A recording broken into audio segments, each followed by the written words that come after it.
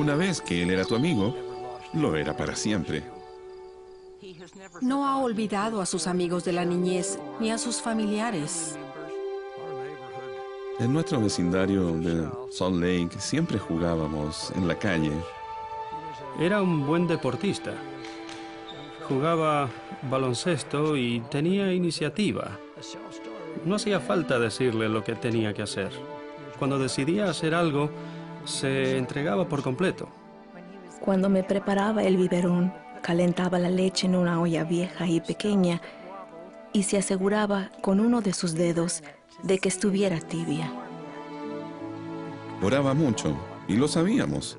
Oraba por los alimentos, por lo que estaba sucediendo, y muchas veces se quitaba el sombrero y oraba, aunque estuviera pescando en el arroyo.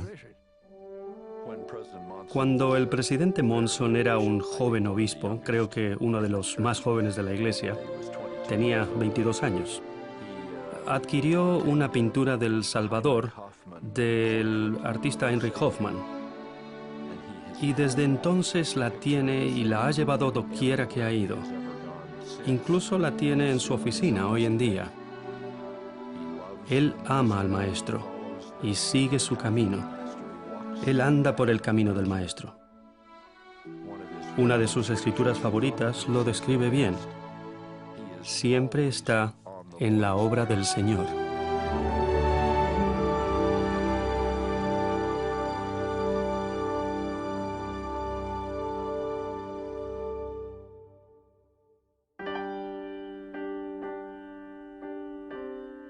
Thomas Spencer Monson nació el 21 de agosto de 1927 en el Hospital St. Mark's en Salt Lake City. Sus padres Spencer y Gladys Condi Monson eran descendientes de suecos, ingleses y escoceses, y les dieron a Tom, sus 2 hermanos y 3 hermanas, un buen hogar. En 1927, 3 años antes de celebrar la iglesia su primer centenario, había unos 600,000 miembros, y casi todos vivían en el oeste de los Estados Unidos. Heber J. Grant era el presidente de la iglesia. Tom creció en Salt Lake City, rodeado de una familia unida compuesta por abuelos, tías y tíos. Su abuelo, Thomas Condi, había comprado una propiedad cerca del centro de Salt Lake, y allí construyó su propia casa y proveyó vivienda a cada una de sus 4 hijas y sus esposos. Tom se sentía a gusto y era bienvenido en sus hogares sin tener que llamar a la puerta. Mi padre creció en un entorno ideal. Amaba a sus parientes y se sentía agradecido por todo lo que sus tíos hacían por él. Daba la impresión de que él era también hijo de ellos. Sus padres eran gente muy buena y los queríamos mucho. Amaban el Evangelio y se lo enseñaron a sus hijos. Mamá era amigable y extrovertida. Conversaba con todo el mundo y hacía amigos de inmediato. Gladys era una mujer muy divertida y llena de vida. Le preguntaban, Gladys, ¿cómo hiciste para criar un apóstol? Y ella sonreía y decía, no fue fácil, pero perseveré. Mi padre trabajaba 12 horas por día, 6 días a la semana. Atendió todas nuestras necesidades e incluso apartó dinero para que estudiáramos. El domingo era el único día libre de papá. Tal vez hubiera querido descansar, pero sin excepción me decía, ven conmigo, Tommy. Llevemos al tío Elías a dar un paseo. Entonces íbamos hasta la casa del tío Elías y de la tía Tain en un Oldsmobile modelo 28. Yo esperaba en el auto mientras papá entraba en la casa y en un momento salía llevando con mucho cuidado en sus brazos a su tío paralítico. Yo abría la puerta y veía cómo papá sentaba con ternura al tío Elías en el asiento de adelante. Luego lo llevábamos de paseo por la ciudad. Papá nunca quiso que se le agradeciera por eso, y yo nunca olvidaré esa gran lección. Por generaciones, su familia pasaba los veranos en una cabaña del Cañón Provo. En las riberas del río Provo, Tom aprendió de sus tíos un pasatiempo que amaría toda la vida: la pesca. Me sentaba en la orilla por horas, decía Tom, y contemplaba las laderas. Fueron tiempos felices, llenos de sueños. Una tarde de verano, cuando tenía 12 años, Tom flotaba en una cámara de neumático río abajo, cuando escuchó los desesperados gritos de una familia de inmigrantes griegos.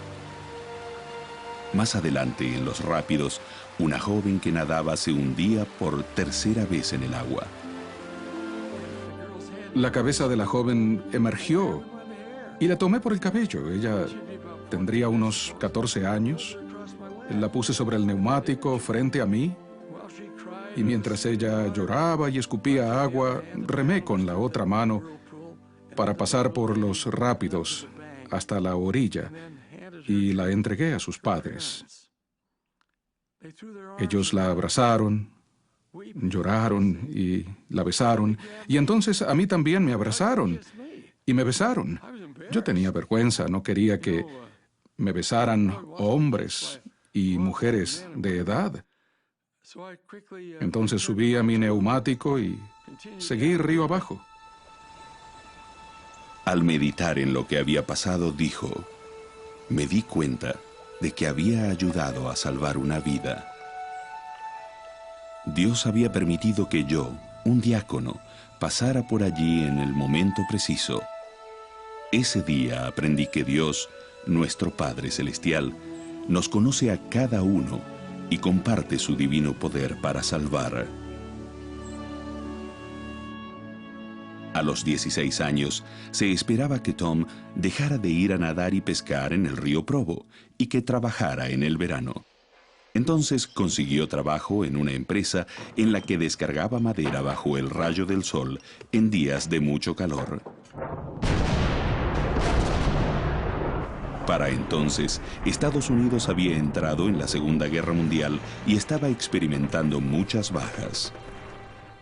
Durante esa sombría época, el patriarca de su estaca puso las manos sobre la cabeza de Tom, de 16 años, y le dio una bendición patriarcal profética.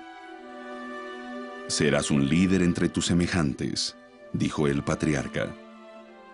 «Acude al Señor en humildad para que te guíe y dirija en los llamamientos elevados y santos que tendrás».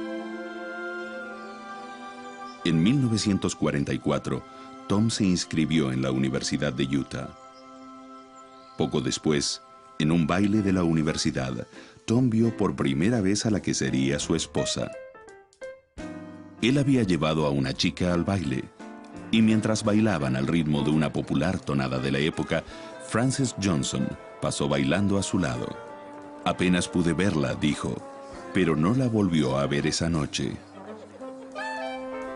Un mes después, al esperar el tranvía cerca de la universidad, Tom vio que Frances estaba con otra joven y con un compañero de la escuela primaria de Tom llamado Paul Wilkinson. Tom se dirigió hacia Paul como una excusa para que él le presentara a la joven y le dio resultado. Él dijo: «Tras despedirme, me fijé en el directorio de los estudiantes y subrayé el nombre Frances Beverly Johnson». Esa misma noche, Tom la llamó y acordaron su primera cita. Al reflexionar en ello, mamá pensaba, ¿es este el hombre con el que me quiero casar? Mamá me contó cómo mi abuela intervino y le dijo, fíjate en la manera como Tom cuida a su abuelo, ya que mi padre amaba a su abuelo. Él lo afeitaba y le ordenaba la ropa. Cualquier hombre que cuide a su abuelo en la forma que Tom lo hace, será un esposo magnífico, le dijo ella. Y eso llegó a ser un punto a favor de papá. La primera cita de Tom y Frances fue en un baile de estaca. Volvieron a salir juntos, pero en el verano de 1945, Tom comprendió que su vida cambiaría por completo. En octubre de ese año, Tom se dirigió por tren a San Diego para el entrenamiento básico como reservista de la Fuerza Naval de los Estados Unidos. John Burt, miembro del obispado, fue a despedirse de él y le dio un ejemplar del manual misional. «No me voy a una misión», dijo Tom. «Igual llévalo contigo», le dijo el hermano Burt. «Podría serte útil». Al llegar a San Diego, supo lo que era la vida militar. Tom dijo: «La base naval era enorme y estoy convencido de que el entrenamiento tenía por objeto fortalecernos y hacernos humildes, y dio resultado». La noche antes de empezar la licencia de Navidad, Tom y sus compañeros estaban ya acostados casi dormidos, cuando de pronto Leland Merrill, también de Utah, dijo: «Me siento enfermo, muy enfermo». Tom le sugirió que fuera donde el médico de servicio para que lo revisara. Merrill dijo que lo dejarían en observación y que no le permitirían salir para la Navidad. Los quejidos aumentaron y Merrill preguntó: «Monson, ¿eres elder?». A Tom lo habían ordenado elder antes de alistarse en la Marina. «¿Podrías darme una bendición?», le preguntó Merrill. Yo nunca había dado una bendición. Nunca había recibido una bendición de salud. Ni recordaba haber visto a nadie recibir una. Entonces, recordé que tenía algo en mi bolsa que tal vez podría ayudarme. Abrí la bolsa y tomé el manual misional. Y allí, debajo de la ventana donde había un poco de luz, leí cómo bendecir a los enfermos. Luego regresé donde estaba mi compañero y le di una bendición. Y cuando dije amén, él dormía profundamente como un bebé. A la mañana siguiente, al emprender la marcha hacia los autobuses para ir a casa, Leland Merrill me dijo: «Monson, cuánto me alegro de que poseas el sacerdocio». Y yo le respondí: «Yo también me alegro». Estaba muy agradecido por el sacerdocio, por tener amigos que velaban por mí. Imagino que eso dejó una huella en Tom, porque él lo ha recordado todos estos años y yo también. En 1946 la guerra terminó y Tom regresó a casa. 2 años después, se graduó con honores en la Universidad de Utah en Administración de Empresas. Después de rechazar ofertas de trabajo de varias empresas prominentes de los Estados Unidos, decidió trabajar para un periódico local como vicegerente de publicidad. La relación entre Tom y Frances siguió creciendo. Finalmente, Tom fue a la joyería y escogió un anillo de diamantes para sorprender a Frances. Lo escondió en su casa y planeó una ocasión especial. En la noche que le propondría matrimonio, Tom llevó a Frances a su casa. Y tan pronto entró, Scott, el hermano menor de Tom, dijo: «Frances, Tommy te compró un anillo». A Tom no le agradó que se hubiera arruinado la sorpresa. Tom y Frances se casaron en el templo de Salt Lake por tiempo y eternidad el 7 de octubre de 1948. Así empezó uno de los matrimonios verdaderamente ejemplares de la iglesia. Mi madre es la otra parte del éxito de mi padre, porque ella lo ha apoyado en todo lo que él ha hecho. Desde el primer día, nuestro matrimonio fue una experiencia hermosa. No cuestionábamos que él se fuera mucho tiempo o que trabajara tanto. Tuvimos que acostumbrarnos a ello y todavía lo hacemos. La esposa de un miembro del obispado o de la presidencia de estaca lleva una vida un tanto diferente a las demás. Hay que ir a reuniones y dejar de ir a algunos eventos sociales para ir a una reunión aquí o a una bendición allá, pero nunca he escuchado ni una sola queja de ella durante nuestro matrimonio.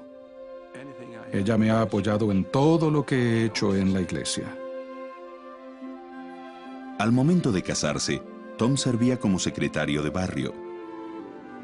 Un día, tomaba notas en silencio mientras el obispado analizaba la falta de éxito con los jóvenes del barrio.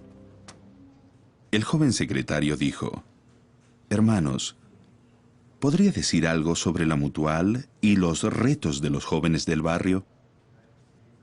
Entonces expuso las fallas del programa de los jóvenes e indicó cómo corregirlas rápidamente.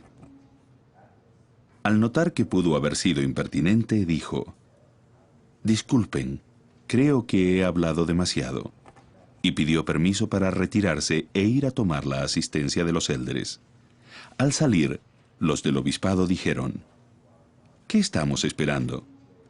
Entonces le pidieron que regresara, lo relevaron de su cargo de secretario y lo llamaron como superintendente de la mutual. En poco tiempo, el programa de jóvenes del barrio, con la ayuda de un superintendente dedicado, atraía a más personas que la reunión sacramental.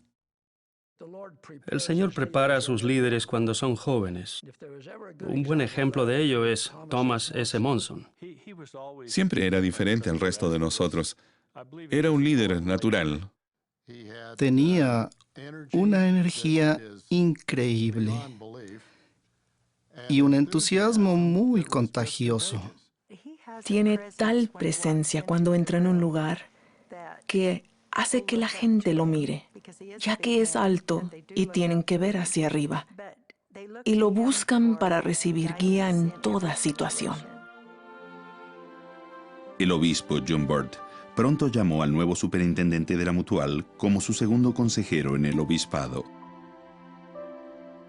Pocas semanas después, el obispo Burt fue llamado a integrar la presidencia de estaca, y Tom estaba seguro de que un miembro del Sumo Consejo reemplazaría al obispo. «Para mi sorpresa», dijo Tom, «me llamaron a mí». A la joven edad de 22 años y medio, servía como obispo en un barrio de más de 1000 miembros, con 85 viudas y una de las cargas de bienestar más pesadas de toda la iglesia. El obispo Monson llamó a hombres mayores que él como consejeros. «Se nos llamó el domingo 7 de mayo de 1950 y empezamos a trabajar de inmediato», recuerda Tom. Bajo la dirección del obispado anterior, la antigua capilla se había empezado a pintar por fuera, y el obispo Monson prosiguió con una extensa renovación en su interior, incluso instalando nuevas bancas. Los miembros donaron la mano de obra. Tom recuerda: con la nueva decoración y el ánimo renovado, el barrio revivió. La asistencia a la reunión sacramental se duplicó y cuadruplicó, llegando a llenar el edificio. Había mucha gente anciana. Tom dijo: amaba a la gente mayor. Eran buenas personas que amaban al Señor y guardaban sus mandamientos. Aún después de su relevo como obispo, Thomas Monson siguió visitando y llevando un regalo a cada una de aquellas 85 viudas todas las Navidades hasta que fallecieron. Es interesante que haya podido discursar en el funeral de cada una de esas 85 viudas. Es un logro casi imposible debido a los viajes, las asignaciones y otras cosas que forman parte de la vida de una autoridad general. Pero con la mano del Señor pudo hacerlo para cada una de las viudas que así lo había pedido. Una noche de invierno en 1951, el joven obispo Monson atendió la puerta de su casa. Era un miembro alemán de otra estaca que le explicó que la familia de su hermano estaba en camino desde Alemania y que asistiría a su barrio, y le pidió al obispo que lo acompañara a ver el apartamento que les había alquilado. En el camino, el visitante Karl Gürtler le comentó al obispo Monson que no había visto a su hermano Hans por muchos años. Al llegar al lugar, ambos subieron las escaleras y el hermano Gürtler dijo: «No es mucho, pero es más de lo que han tenido en Alemania». Al observar el apartamento frío e inhóspito, el obispo Monson dijo: «Se me partió el corazón y pensé, qué lugar tan lúgubre para una familia que ha soportado tanto».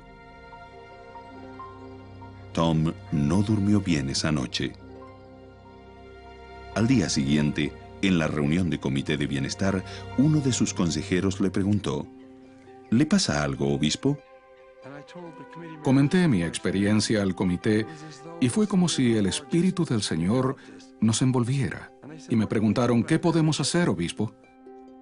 El líder del grupo de sumos sacerdotes dijo: «Soy maestro electricista y tengo 3 ayudantes, y nos gustaría rehacer la instalación eléctrica del lugar.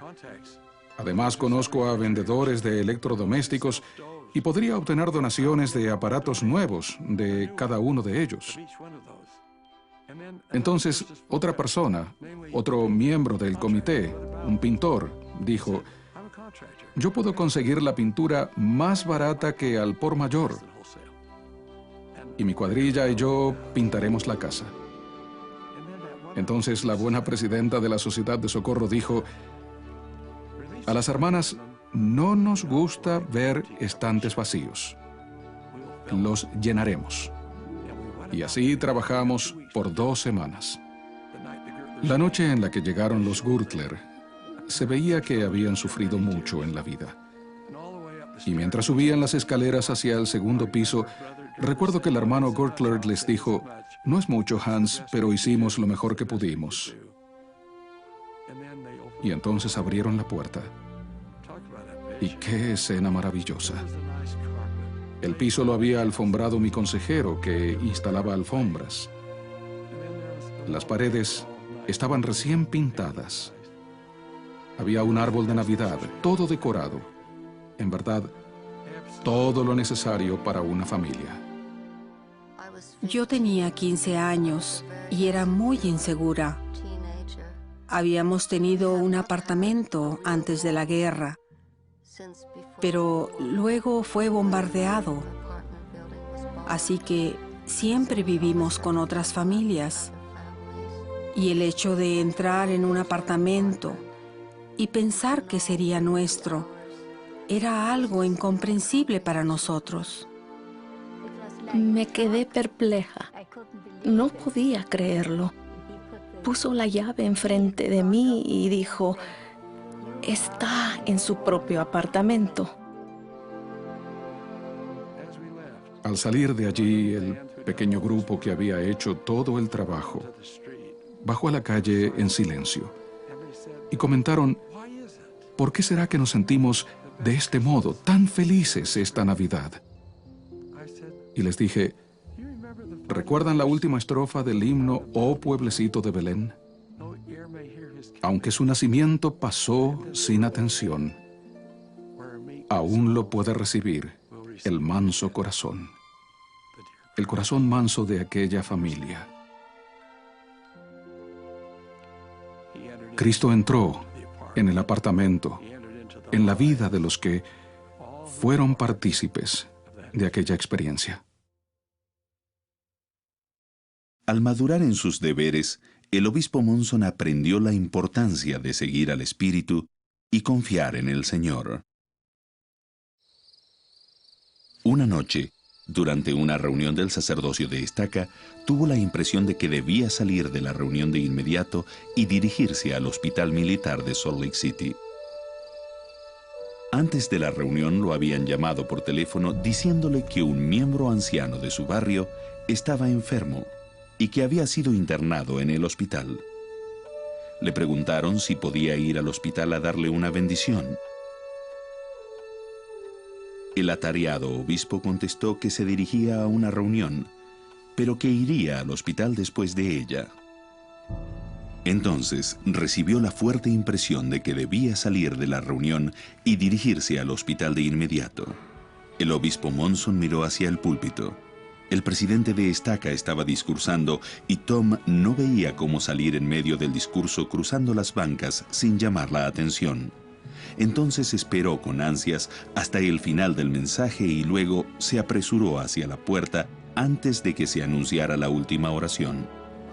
Corriendo por el cuarto piso del hospital, el joven obispo notó un gran movimiento afuera de la habitación del enfermo. Entonces una enfermera le preguntó, ¿es usted el obispo Monson? Sí, contestó. Y ella le dijo, lo siento, el paciente mencionaba su nombre antes de morir. Conteniendo las lágrimas, el obispo Monson dejó el hospital en la oscura noche y prometió que siempre seguiría las impresiones del Señor. Y ha seguido las impresiones del Espíritu de inmediato en todo momento. Nadie puede comprender al presidente Monson a menos que entienda la frecuencia de ese tipo de impresiones espirituales en la vida de él y la lealtad absoluta con la que responde a ellas. Cuando fui obispo, me di cuenta de que era el presidente del quórum de presbíteros y quería que todos los jóvenes participaran. Uno de ellos nunca venía y pensé, bueno, en lugar de estar aquí con los presbíteros en clase, dejaré que el asesor dé la lección e iré a buscar a Richard Castro. Así que fui a su casa y sus padres me dijeron que no estaba allí, que estaba trabajando en el taller mecánico. Fui al taller, la puerta estaba abierta, pero no había nadie. Lo busqué por todas partes, pero no lo podía encontrar. Entonces, caminé por la parte de atrás y allí había una de esas viejas fosas de engrasado de automóviles. Vi hacia abajo en la oscuridad y noté un par de ojos mirándome. Él dijo, «Me descubrió, obispo, ya subo». Y salió de la fosa. Tuvimos una agradable conversación. Y le dije, «Richard, te necesitamos. Tienes un don especial con la gente. Quiero que todos los presbíteros asistan. ¿Vas a venir?» Él dijo que iría. Y fue. Después serví en una misión. Me sellé con mi esposa en el templo. Tenemos 5 hijos fabulosos. 2 de ellos fueron misioneros y yo he sido obispo 2 veces. Mis hijos y mi esposa lo aman mucho por todo lo que hizo por mí. Tal vez sea una de las grandes bendiciones que haya recibido en mi vida. Mientras era obispo, les nacieron 2 hijos. Tom en 1951 y Ann en 1954. El presidente Monson recuerda, la vida nos trataba muy bien. En ese entonces, el presidente Joseph Fielding Smith visitó su estaca para reorganizar la presidencia. El 16 de junio de 1955, la sesión general se realizó en el Salón de Asambleas. Los obispos y el sacerdocio arónico cantaban en el coro. Joseph Fielding Smith anunció la nueva presidencia de estaca. Percy Fetzer, presidente. John Burt, primer consejero. Y Thomas S. Monson, segundo consejero. Y añadió, el obispo Monson no sabe nada sobre este llamamiento, pero si lo acepta, será un placer escucharle. Caminé desde las bancas del coro hacia el púlpito pensando, ¿qué voy a decir?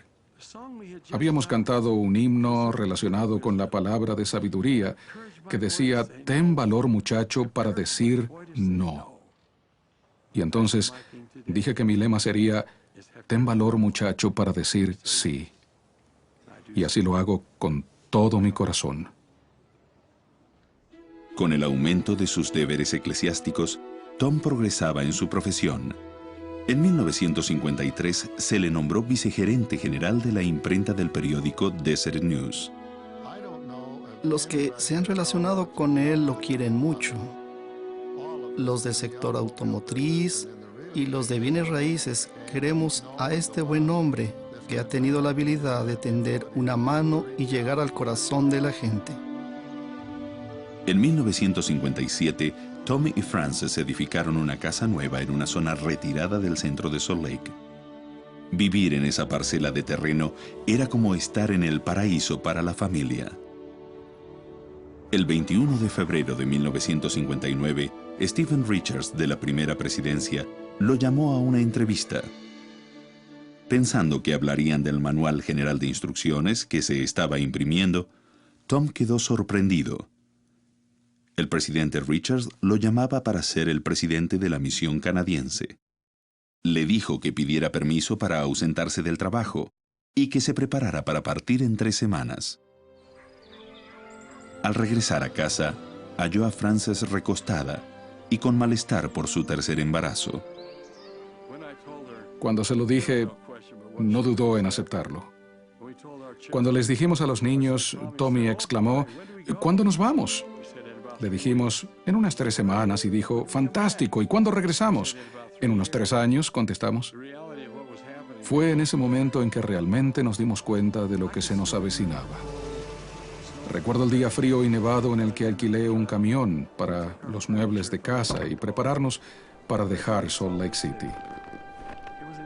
Fue un día emotivo para Frances y para todos nosotros. Y cuando ella acariciaba el marco de la puerta, tenía lágrimas en los ojos. Recogimos a los niños de la escuela y tomamos el tren para Toronto. La familia llegó a su nueva residencia y pronto recorrieron la inmensa misión. Tom dijo, nos dimos cuenta de que la responsabilidad de presidir la misión canadiense descansaba ahora sobre nuestros hombros. Lucía más joven que la mayoría de los misioneros. Era delgado y se veía en buen estado físico, incluso jugaba baloncesto con los élderes. Nos daba la impresión de que era un misionero recién llegado.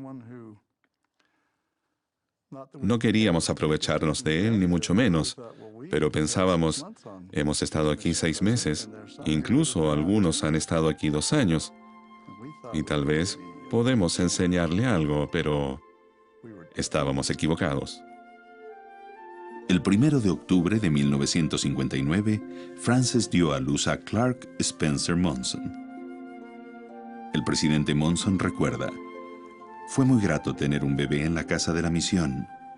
En cierto modo, era como si los misioneros se sintieran más cerca de sus propias familias. No era fácil criar a una familia en la misión.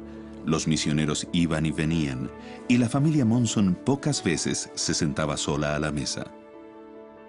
Cerca de la hora de ir a dormir, me invitaba a su oficina o yo tocaba a la puerta y entraba. Entonces él sacaba un tablero de damas y lo colocaba encima del escritorio. Después me sentaba frente a él y jugábamos damas durante 10 o 15 minutos. Para mí, eso era algo muy especial y yo lo valoraba mucho. Los misioneros fueron más productivos debido a su joven presidente de misión. Los bautismos de conversos aumentaron y también la construcción de capillas. Estaba complacido con el crecimiento y un sentido de éxito invadió la misión, dijo el presidente Monson. En agosto de 1960, el elder Mark Peterson, del Quórum de los 12, fue a organizar la estaca Toronto, la número 300 de la iglesia. La conferencia se llevó a cabo en el Teatro Odeon Carleton de Toronto. Los 2.249 asientos estaban ocupados. Era el mayor porcentaje de asistencia a una conferencia de estaca en toda la iglesia. Recuerdo la emoción que había en la misión, porque era la primera estaca organizada en el este de Canadá. Ese día él anunció quiénes serían los líderes. Y cuando dijo que yo sería la presidenta de la primaria de estaca, me quedé atónita, porque no habíamos hablado de ello. Pero después me dijo, sabía que usted iba a aceptar. Para los misioneros, fue emocionante saber que ahora éramos parte de una estaca de la iglesia. Después de 3 años, el presidente Monson recibió un relevo honorable de parte de la primera presidencia. Al dejar Toronto, parte de nuestro corazón se quedó allí y todavía conservo preciados recuerdos. Poco después de llegar a Salt Lake City, se le nombró gerente general de la imprenta Deseret, la más grande del oeste de los Estados Unidos. El 3 de octubre de 1963, Tom trabajaba en su oficina cuando recibió una llamada de la secretaria del presidente David O. McKay. Después de saludarlo, el presidente McKay dijo: «Hermano Monson, ¿podría reunirse conmigo en algún momento?».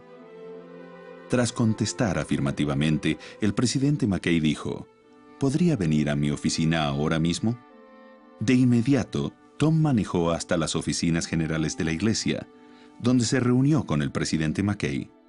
Me pidió que me sentara a su lado, junto al escritorio, y con gran emoción me dijo: «Hermano Monson, con el fallecimiento del presidente Moyle, he llamado al elder Nathan Eldon Tanner como segundo consejero de la primera presidencia. El Señor lo ha llamado a usted para servir en el Consejo de los 12 Apóstoles. ¿Podría aceptar este llamamiento?». Me sentí conmovido y finalmente le dije que aceptaba. Entonces me dio la bienvenida a las filas de las autoridades generales y dijo que esa sería una experiencia muy gratificante, en la que podría utilizar mis talentos y mi energía al máximo. Me pidió que no le dijera a nadie, salvo a mi esposa, y que me sostendrían el viernes por la mañana en la conferencia, o sea, al día siguiente.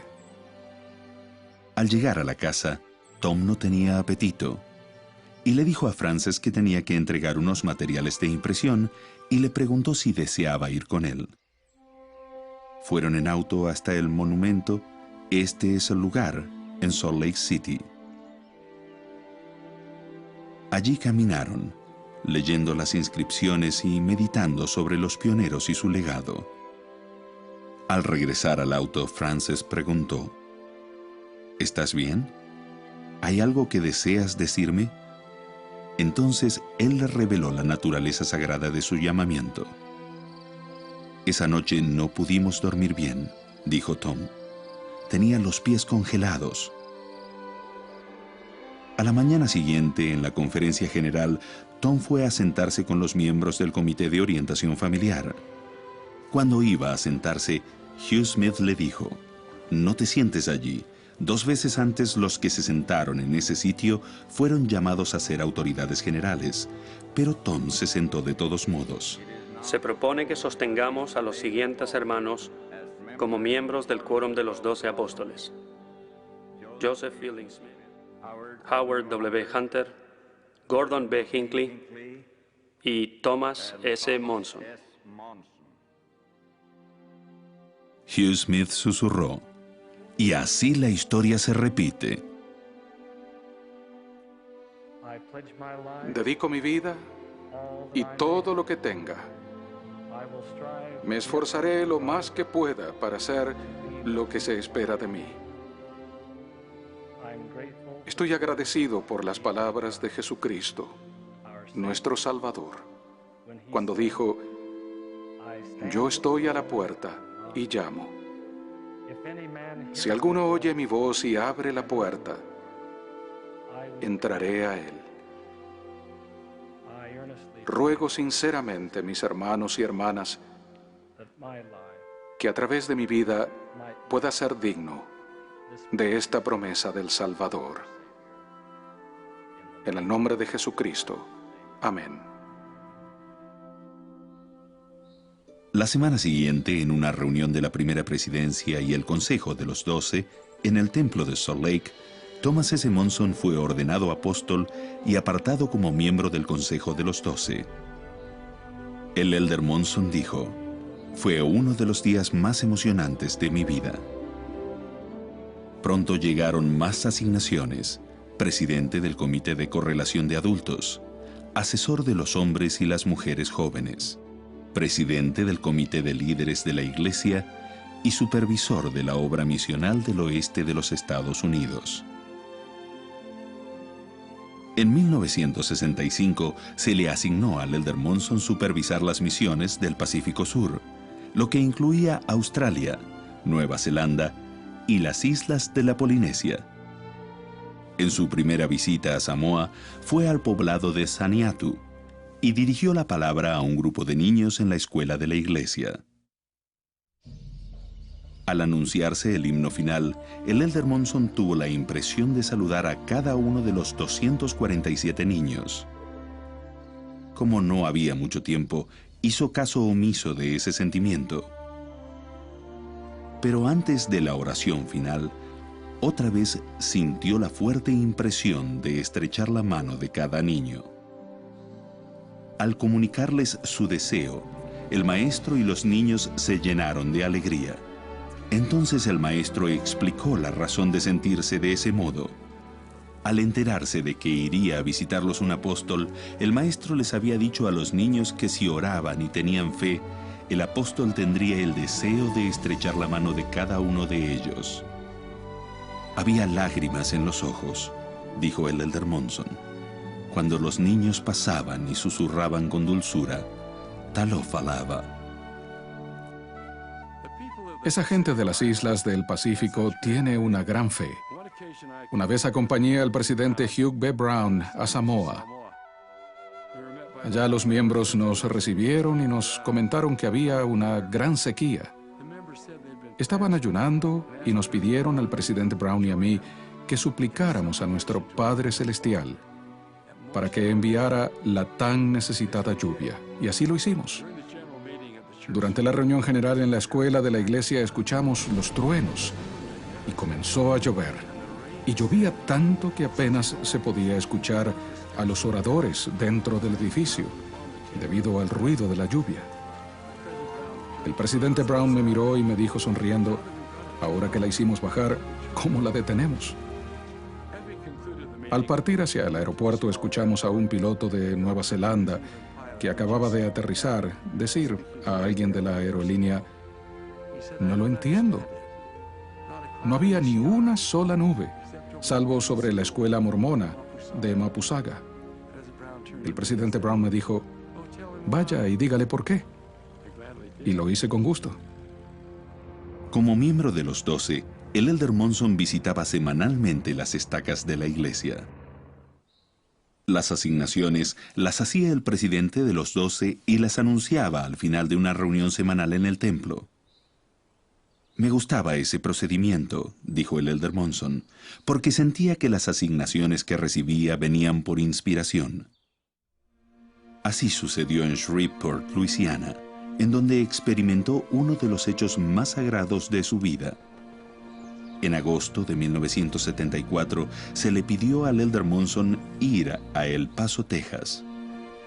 Varios días antes, el presidente Ezra Taft Benson llamó al Elder Monson a su oficina y le preguntó si podía asignarle ir a cualquier lugar y después le dijo, hermano Monson, siento que debe ir a la estaca Shreveport, Luisiana. La noche de ese viernes de agosto, el Elder Monson llegó a Shreveport. Al día siguiente, había muchas reuniones en la estaca, y durante un descanso el presidente de estaca le preguntó al Elder Monson, sin intención de importunarlo, si podía ir a darle una bendición a Crystal Methven, una niña de 10 años que sufría de cáncer. El Elder Monson preguntó si la niña estaría en la conferencia o en un hospital de Shreveport. El presidente contestó que Crystal se encontraba en su hogar, a unos 130 kilómetros de la ciudad. El Elder Monson miró su agenda y su vuelo de regreso y vio que no disponía de tiempo, así que sencillamente pidió que se recordara a la niña en las oraciones de la conferencia de estaca. Y así, todo seguiría normalmente. Cuando se nos dijo que el Elder Monson no podría venir, fue desalentador. Antes de ello, habíamos pensado llevar a Crystal a Salt Lake para que recibiera una bendición de una autoridad general, porque el tumor se había expandido hacia los pulmones y el cerebro. Miramos una foto de las autoridades generales en la que estaba el Elder Thomas S. Monson, y se la mostramos a Crystal. y ella lo vio y dijo, parece ser un hombre muy bueno. Creo que es el indicado. No pudimos viajar a Salt Lake por su estado de salud. Sabíamos que no soportaría el viaje y le informamos que no podíamos llevarla. Entonces ella nos dijo, bueno, si no puedo ir a ver al Elder Monson, seguro que él vendrá a verme a mí. Al enterarnos de que el Elder Monson vendría a la conferencia, pensamos que nuestras oraciones habían sido contestadas. Pero cuando nos dijeron que no podría venir a darle una bendición a Crystal, no sabíamos qué pensar. Pero hicimos lo único que sabíamos hacer, dejar el asunto en las manos del Señor. Y nos arrodillamos a orar como familia. Mientras la familia Methven oraba, el reloj del centro de estaca marcaba las 19:45 y el Elder Monson se preparaba para hablar en una reunión de líderes. Entonces, él oyó una voz que hablaba a su espíritu, diciéndole, «Dejad a los niños venir a mí, y no se lo impidáis, porque de los tales es el reino de Dios». El Elder Monson decidió cambiar el horario de la reunión.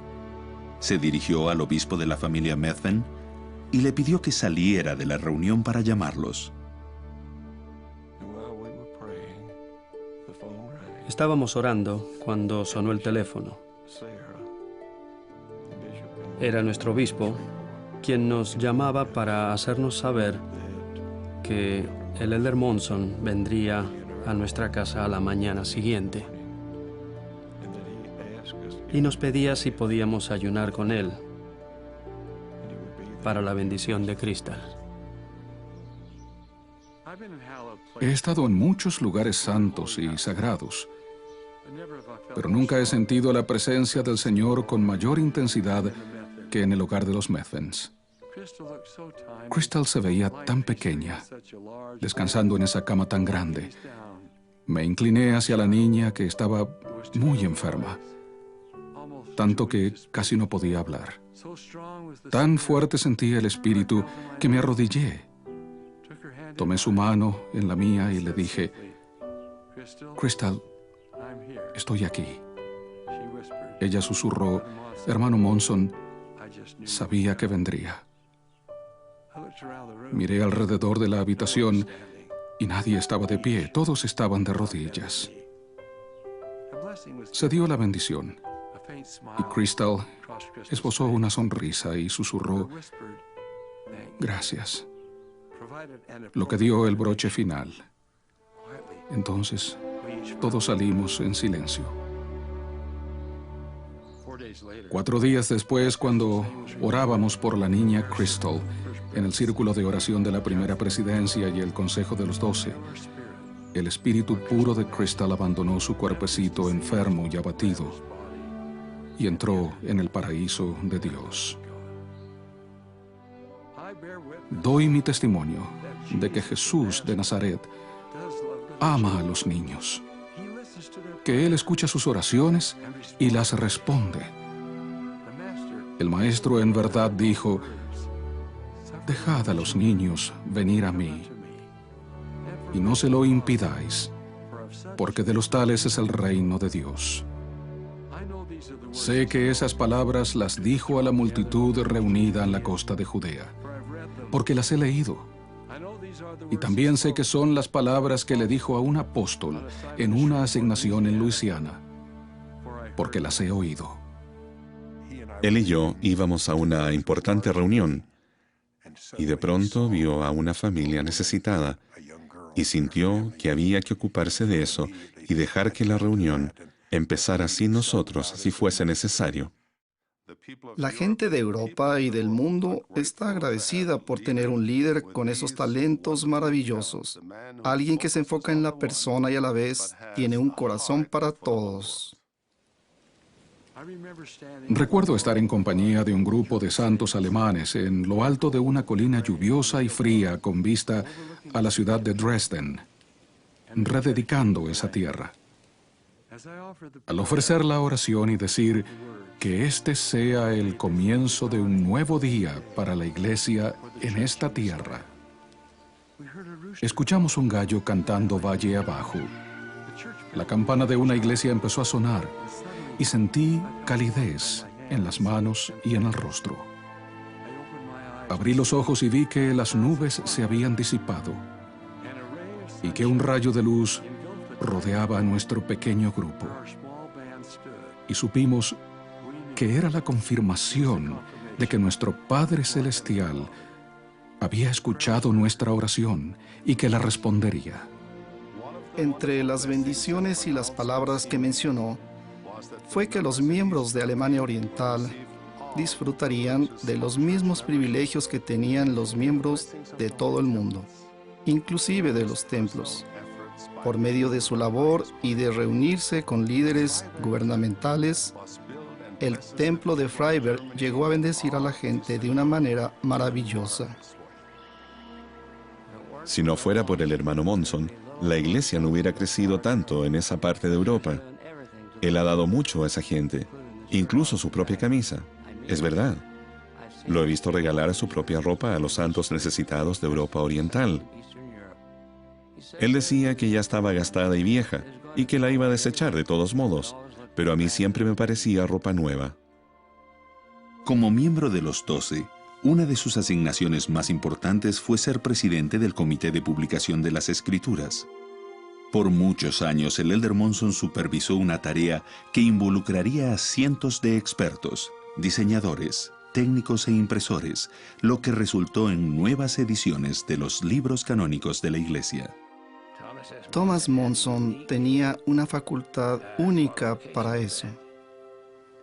Había sido impresor y sabía de papel, texturas y encuadernación. Y viajaba a Inglaterra para supervisar las publicaciones. Bruce McConkie, Thomas Monson y yo trabajamos en esos años para lograr eso.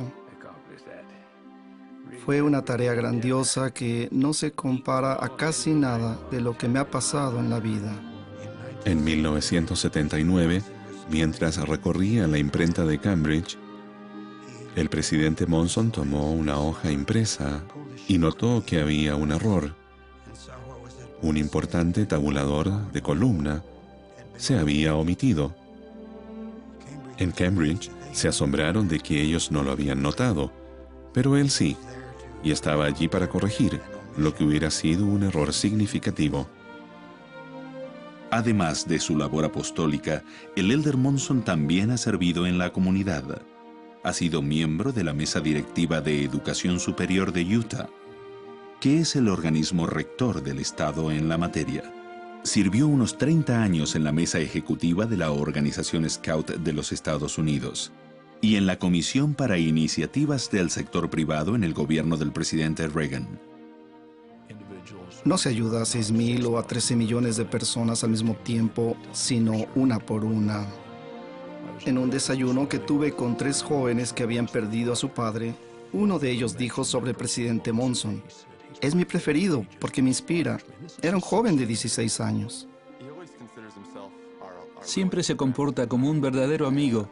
Algo divertido es lo que dijo el Elder Faust, de que si le tocara nacer de nuevo, le gustaría regresar como uno de los nietos del presidente Monson. He escuchado al abuelo decirle a la abuela: tenemos que crear más recuerdos para los niños. Y la abuela miraba hacia arriba diciendo: dime qué te traes ahora debajo de la manga. En 1985, el Elder Monson y su esposa viajaron a la República Democrática Alemana para la ansiada dedicación del Templo de Freiberg. Para mí, la dedicación marcó la culminación de los 17 años de servicio a los miembros de la Iglesia de la República Democrática Alemana. La culminación de la casa del Señor allí es un milagro de los últimos días. La enorme fe de los miembros, junto con el deseo del profeta de Dios, hizo que las barreras de los hombres y los gobiernos se desplomaran ante el poder de la divina providencia. Después, el Elder Monson y su esposa viajaron a Frankfurt, y participaron de la palada inicial del templo de esa ciudad. Luego fueron a Estocolmo, Suecia, donde el elder Monson recibió al rey y a la reina de Suecia en la recepción del nuevo templo de Estocolmo. El presidente Hinckley describió esa semana en la que se dedicaron 2 templos y se dio la palada inicial del tercero, como la semana más importante de la historia de la Iglesia en Europa. Así fue. Y también fue una de las épocas más importantes de mi vida y mi ministerio. El 10 de noviembre de 1985, después de 22 años en el Consejo de los 12 Apóstoles, el presidente Ezra Taft Benson llamó a Thomas S. Monson como segundo consejero de la primera presidencia. 9 años más tarde, se le llamó como segundo consejero del presidente Howard Hunter. Y en 1995, se le llamó como primer consejero del presidente Gordon B. Hinckley. El presidente Monson ha hecho una magnífica contribución a los presidentes de la Iglesia a los que ha servido. Es un asesor sabio, conoce la Iglesia, su organización y las necesidades de la gente. Así que cuando da consejo, siempre es muy acertado. El 3 de febrero de 2008, Thomas S. Monson fue ordenado y apartado como el 16º presidente de la Iglesia de Jesucristo de los Santos de los Últimos Días. Su influencia se hace notar ahora que el manto de profeta descansa sobre él de una manera aún más extraordinaria. Yo lo he notado y testifico de ello. He visto cómo ha pasado de ser un hombre maravilloso a ser el profeta de Dios. Ha sido guiado, dirigido, ha sido inspirado, ha sido refinado, ha tenido todas las experiencias que debe tener un profeta para poder hablar en el nombre del Señor, para ser el presidente de esta iglesia y guiar el destino del reino de Dios en la tierra. Es todo lo que debe ser el presidente de esta iglesia y tiene todo el mérito que se requiere para hacerlo. No tiene malicia y proviene de una familia común y corriente. Es un hombre común y corriente que ha logrado cosas extraordinarias. He visto una y otra vez cómo el Espíritu del Señor lo acompaña, tanto para ofrecer su testimonio del Salvador, como para saber lo que Dios desea que Él haga, y se ha comprometido totalmente para hacer lo que el Señor le inspire. Tengo un testimonio de esta gran obra en la que estamos embarcados. No sé cuándo lo obtuve. Creo que vino paso a paso, de buenos padres. Siempre he tenido un testimonio. La experiencia más dulce que he tenido es sentir una impresión del Espíritu y actuar de acuerdo con ella, para luego descubrir que es el cumplimiento de la oración o la necesidad de alguien. Y deseo que el Señor sepa que si necesita una mano para hacer algo, Tom Monson se la dará. Estoy agradecido por su ejemplo.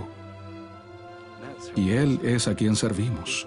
Esta es la Iglesia de Jesucristo de los Santos de los Últimos Días. Honro ese nombre. Honro a esta iglesia. La obra es verdadera y testifico de ello desde lo más profundo de mi alma. Y agregaría que Dios nos bendiga a todos. En el nombre de Jesucristo.